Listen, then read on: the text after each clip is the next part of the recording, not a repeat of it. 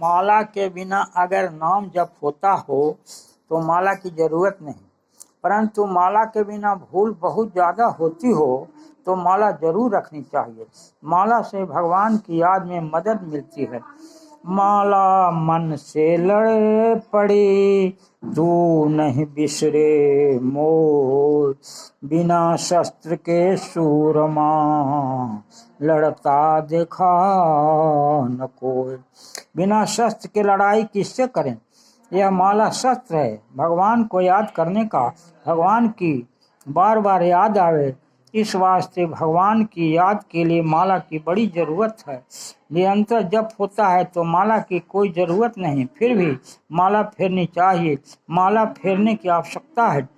दूसरी आवश्यकता है जितना नियम है उतना पूरा हो जाए, उसमें कमी न रह जाए, इसके लिए माला की जरूरत है।